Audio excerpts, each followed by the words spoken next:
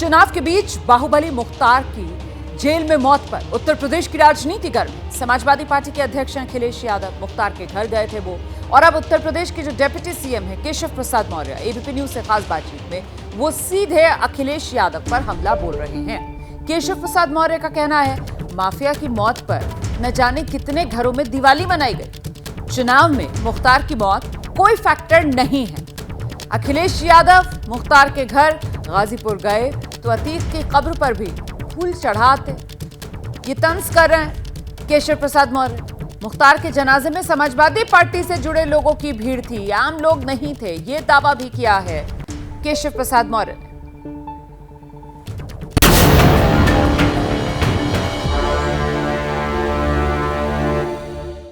UP के deputy CM Keshav Maurya हमारे साथ हैं। केशव जी, आप इस समय लोकसभा का चुनाव की जो तैयारियां हैं, गतिविधि है, लगातार चल रही है और आप लगातार इसमें पश्चिम की ओर जा रहे हैं। आप पश्चिम की ओर जा रहे हैं, लेकिन पूरब में सियासत बड़ी गरमाई हुई है मुख्तार अंसारी को लेकर के। मैं शुरुआत यहीं से कर रहा हूं, चूंकि इस समय यूपी की राजनीति में मुद्दा छाया हुआ है। अखिलेश यादव भी वहां पर गए और उन्होंने वहां जाकर के ये कहा कि इतने सारे लोग वहां पर आए, इतनी भीड़ हुई, इतने लोग मानने वाले मुख्तार अंसारी के, वो जो संवेदना जताई है उस पर क्या कहेंगे आप? देखिए, अभी तो मैं पश्चिम के भी दौरा करके आ रहा हूँ और पूरब का भी दौरा करके आ रहा हूँ। अभी तो मैं इतना ही कहूँगा, ना घोड़ा दूर है और ना मैदान दूर है। चुनाव भी होंगे, 4 जून को रिजल्ट भी आएंगे। जब सपा होगी, जब समाजवादी पार्टी समाप्तवादी पार्टी होगी, तो अहंकारी श्री अखिलेश यादव जी का ये अहंकार चूर चूर हो जाएगा। अहंकारी अखिलेश यादव आप उनको कह रहे हैं? उनकी अफजाल अंसारी उनकी पार्टी से लड़ रहे हैं, उस नाते वो वहाँ गए होंगे, तो उसमें आपने अहंकारी क्यों जोड़ा? मैं ये बात इसलिए जोड़ रहा हूँ कि वह जब इस प्रकार की बातें करते हैं, अगर ठीक है अफजाल अंसारी उनकी पार्टी के प्रत्याशी जरूर हैं और उनके भाई की मौत हो गई है, यह भी सच है।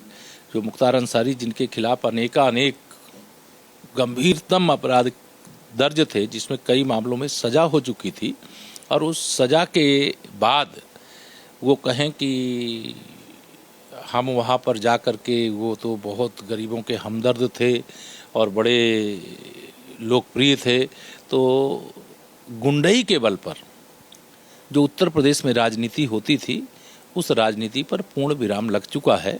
अब गुंडागर्दी के बल पर नहीं, अब लोकप्रियता का पैमाना इस लोकसभा चुनाव में, आने वाले विधानसभा चुनाव में ये नापा जाएगा कि जो लोकप्रिय होगा वही जीतेगा। जो गुंडागर्दी करने वाला होगा, दंगागर्दी करने वाला होगा, जमीन पर कब्जा करने वाला होगा, वो नहीं जीतेगा। गुंडा, दंगा, जमीन पे कब्जा, ये 3 विशेषण आपने इस्तेमाल किए, किस संदर्भ में और किसके लिए किए हैं? अखिलेश यादव जी उत्तर प्रदेश के मुख्यमंत्री थे। उस समय सपाइयों का नारा, खाली प्लाट हमारा। जिस गाड़ी में सपा का झंडा, उस गाड़ी में बैठा गुंडा या किसी से छिपा नहीं है। उसकी याद दिला रहे हैं आप? मैं उसकी याद दिला रहा हूँ। एक बात ये बताइए, लेकिन ये जो बात कही जा रही है केशव जी, ये जो भीड़ उमड़ी, इतने बड़ी संख्या में लोग गए, वो कह रहे हैं लाखों लोग उमड़ आए, ये गरीब मजलूम, ये कहाँ से आए? फिर समाजवादी पार्टी के पास ऐसे 10-5 हजार लोग हैं, वो लाखों लोग शब्द का प्रयोग करना मुझे लगता है कि उचित नहीं है। लेकिन हाँ, समाजवादी पार्टी के लोग जो वहाँ एकत्र हुए थे, वह संख्या कितनी थी, 10,000 थी कि 5,000 थी कि 3,000 थी, मुझे नहीं मालूम है। लेकिन जिस हिसाब से दावे किए जा रहे हैं, वास्तविकता वह नहीं है। वहाँ सपा से जुड़े हुए लोग जरूर पहुँचे थे, ऐसा मुझे भी फीडबैक मिला है। लेकिन उससे चुनाव में कोई असर पड़ जाएगा या वह समाजवादी पार्टी वहाँ से चुनाव जीत ली, 2024 का चुनाव जीत पाएगी, यह असंभव। वो जो लोग पहुंचे थे सपा के लोग थे सारे, जो मुख्तार अंसारी के की जनाजे के पीछे और कब्रिस्तान के बाहर सपा के? वो गाजीपुर के लोग थे क्या? गाजीपुर में तो 20 लाख लोग हैं, वहाँ 10,000 लोग, 20,000 लोग पहुँचे। 20 लाख में से 20,000 कितना हो गया? तो 20,000 लोग पहुंचे, तो उससे कोई फर्क नहीं पड़ता। लेकिन मैं उस पर कोई डिबेट नहीं। कोई निर्देश था? आप कह रहे हैं सपा के लोग ऑर्गेनाइज था क्या? वो आप कहना क्या चाह रहे हैं? डिबेट करने की इसलिए आवश्यकता नहीं है कि अगर सपा के लोग और सपा का जो वहाँ घोषित प्रत्याशी है, उसके भाई की मौत हुई है और मौत में अगर कोई शामिल होने के लिए चला गया है, तो इसका मुझे नहीं लगता है कि ये कोई बहुत डिबेट का विषय है।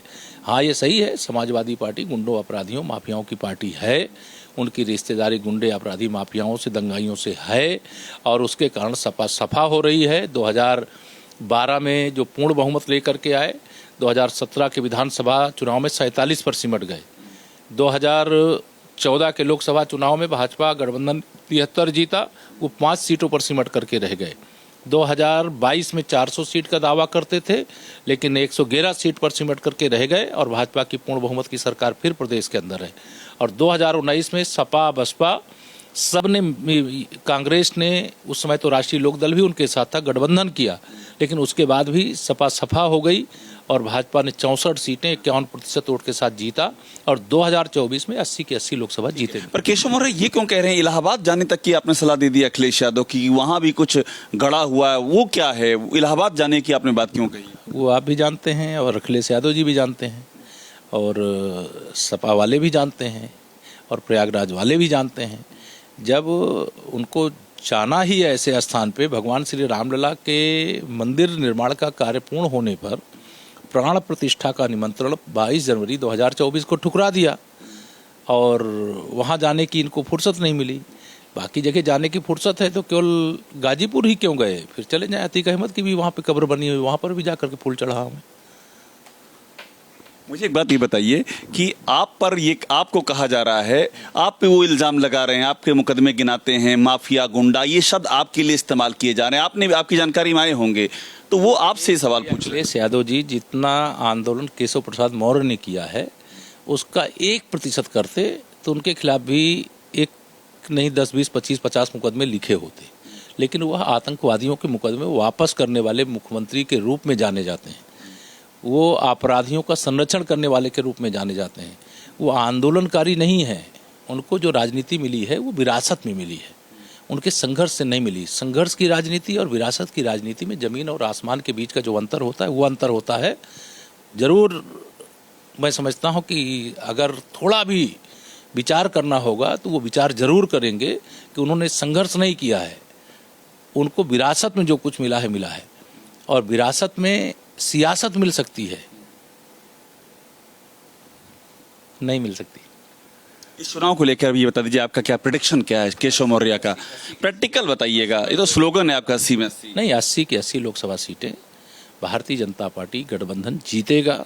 75 पे हम कमल के फूल पर लड़ेंगे, 5 पर हमारे सहयोगी दल जो हैं वो अपने चुनाव चिन्ह पर लड़ेंगे। तो ऐसे मिलाकर के हमारी 80 लोकसभा सीटें हैं। सबका एक ही लक्ष्य है, तीसरी बार प्रचंड बहुमत की मोदी सरकार। 4 जून को 400 पार, फिर एक बार प्रचंड बहुमत की मोदी सरकार।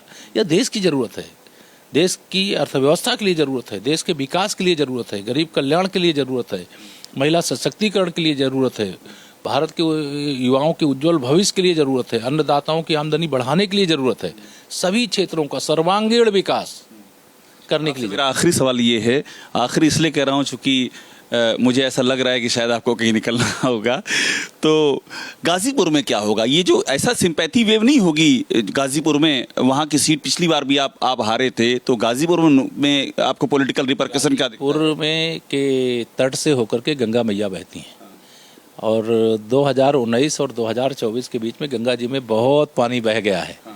अब न 2019 का लोकसभा चुनाव है और न सपा बसपा और कांग्रेस का गठबंधन है और न सपा को कोई वापसी चाहता है। क्यों अंसारी की मौत फैक्टर नहीं है क्या? ये कोई फैक्टर है जी? कोई माफिया मर गया, कितने घरों में दिवाली मनाई गई होगी, कुछ को पता नहीं। दिवाली मनाई गई होगी आपको? और क्या?